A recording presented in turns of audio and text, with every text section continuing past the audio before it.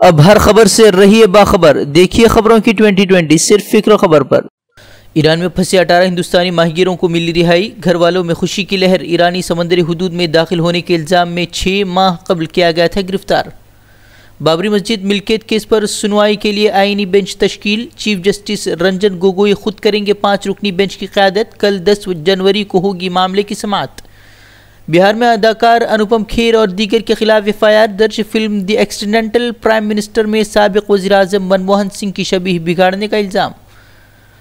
मरकज़ी हुकूमत की जानिब से इंटरनेट पर कंट्रोल की कोशिशों पर मगरबी बंगाल की वज़ीर आला ममता बनर्जी ने गहरी तशवीश का किया इजहार। तमाम सियासी जमातों को कानून के खिलाफ मुत्तहिद होने की अपील की।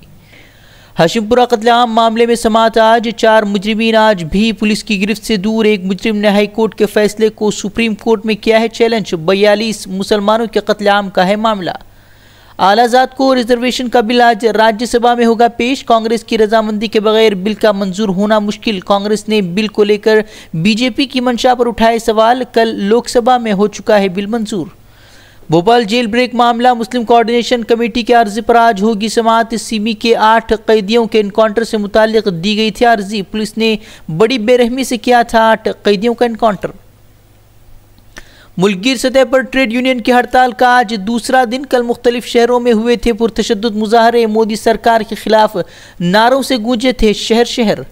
ट्रेड यूनियन की हड़ताल के दूसरे रोज दिल्ली में मंडी हाउस से पार्लियामेंट तक किसान करेंगे मार्च। हड़ताल के पेश नज़र कई मकामात पर किए गए हैं सख्त हिफाजती इंतजाम। पैरामिलिट्री फोर्स को भी किया गया है तैनात।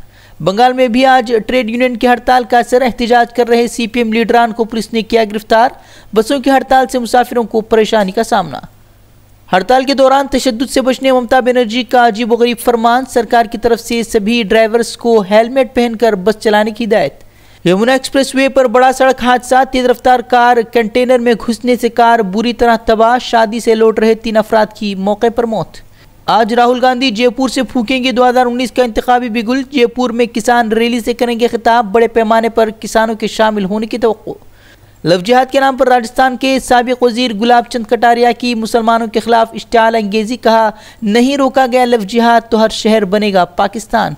कश्मीर की मौजूदा सूरत हाल पर national conference leader Omar Abdullah का इजहार तशवीश। कहा, जम्मू की सियासी सूरत हाल को दुरुस्त करने की जरूरत सिर्फ जंगजुओं को मारने से मसाइल का नहीं हो सकता हल।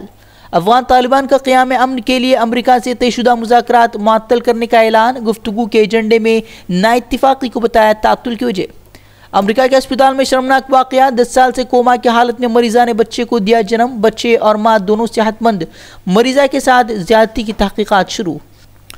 असर हाजिर के माशी मसाइल और शरई रहनुमाई के उन्वान पर 17 जनवरी को मुंबई में होगा फ़क़ीहुल असर मौलाना खालिद सैफुल्लाह रहमानी का मुहाज़रा। माशी मालियाती मैदान में तिजारत व कारोबार के मुख्तलिफ शक्लों से मुताल्लिक़ दी जाएगी जानकारी। हैदराबाद में मुनाक़िदा हिफ्ज़ कुरान मुसाबिक़े में जामिया इस्लामिया के तलबा ने जामिया समेत भटकल का नाम किया रोशन। कुल जुनूबी हिंद के हिफ्ज़ मुसाबिक़े में उबैदुर रहमान रुकनुद्दीन ने हासिल किया अव्वल मकाम तो नबी अकबर मावर ने दूसरा मकाम किया हासिल।